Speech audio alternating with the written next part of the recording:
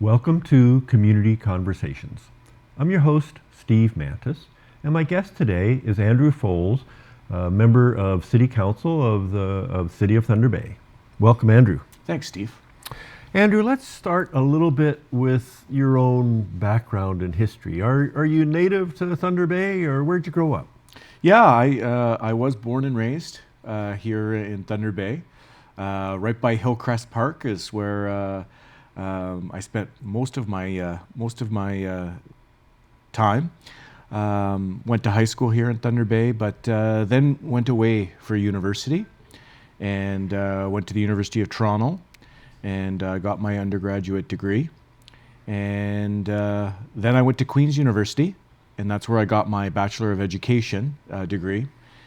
And then, of course, I was looking for a job.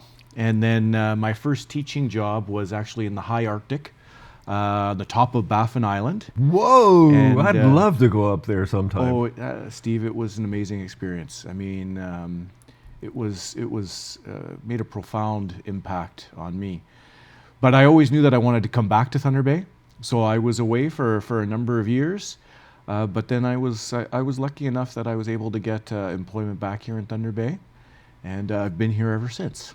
So I've lived in different places and I've traveled all over the world, but Thunder Bay is home, and I feel very strongly about it. Right on. So you're working now, still teaching?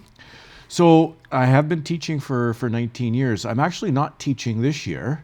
I'm the vice principal of Superior High School. I better behave myself. You oh better, my gosh, Steve. because Yeah, if I recall, the vice principal is the disciplinarian. Well, that's part of my job, but it's certainly not my favorite part of the job. And I certainly feel very strongly that the role of the VP is a little broader than just that. And I've always felt strongly that, those kids who have challenges, I mean, I don't want to just punish them. I actually want to help them. Mm-hmm. And so, what is it that the vice principal could do to support kids, to make better choices and be successful? So this year I've taken on that role, and it's been, I really like working with my principal. I have, there's a great staff at Superior High School, great kids. I'm quite enjoying the experience. So you also have a second job.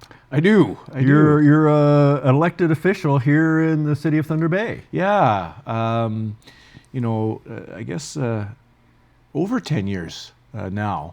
I decided to run for city council. I represent the Current River ward. I was first elected in 2006. I was re-elected in 2010 and then 2014. And so I take that role also very, very seriously. Lots of similarities between the education system and my role on city council. And, ultimately, you're trying to do good. You're trying to make sure that you leave this place better than when you came in. You're trying to help people.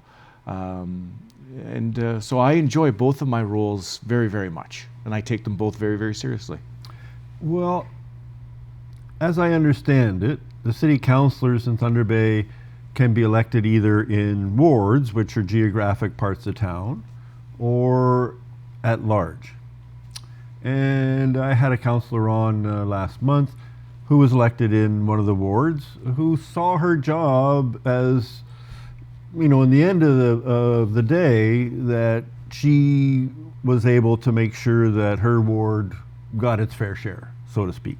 How do you see that? How do you see that interplay in between your ward and the whole city?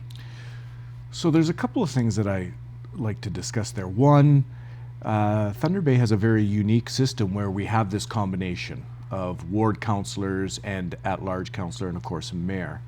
And I think that's one of the strengths of the city of Thunder Bay.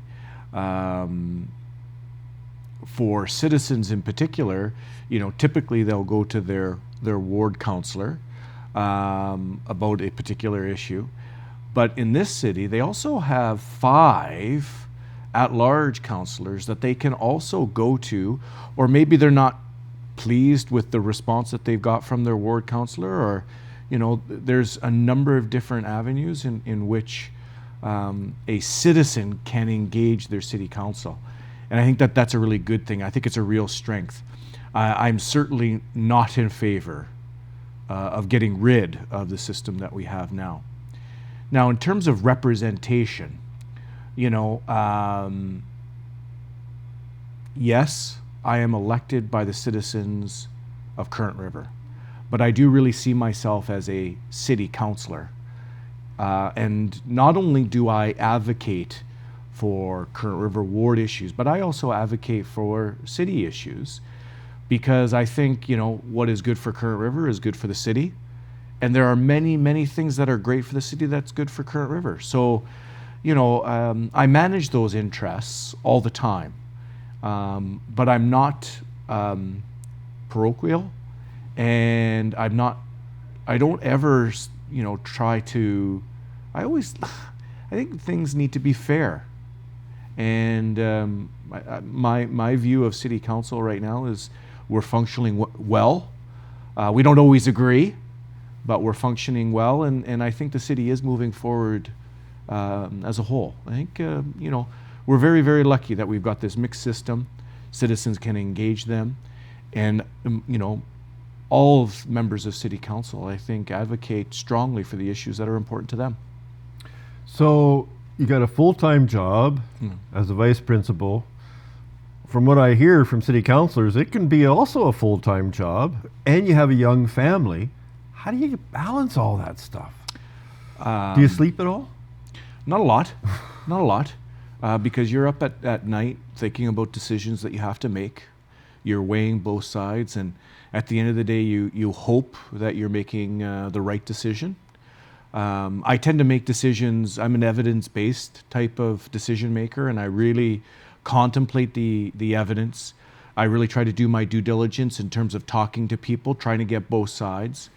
But I mean, you'd asked me about balance, and I have a very good wife. I have a very supportive family, and I'm very lucky that that's the case. But it also means that sometimes I have to give for them as well, right? I mean, that's only fair. And so, you know, I have the support of my family. But you're right, it does take a lot of time. And one of the struggles that I have is, you know, particularly, I'd like to do more, but you do have to balance those things. I mean, there certainly is a debate out there whether city councillors should be a full-time job. And that's an interesting discussion to have. There's certainly full-time work, and you certainly could take on a number of issues. And there are a number of councillors that do it full-time, putting in full-time hours plus, and not getting compensated for it, but doing it because they think it's the right thing to do. I mean, a city councillor, it's somewhere around $20,000 a year, isn't it? It's a little bit more. It's a little closer to $30,000. We have a small budget that each councillor can have in terms of their office expenses as well. So, you know, it's a little bit of money, but the conversation about whether it should be full-time or whether it should be more, it's an interesting conversation to have. Well, we need to take a short break. Sure. Please stay with us. We'll be right back.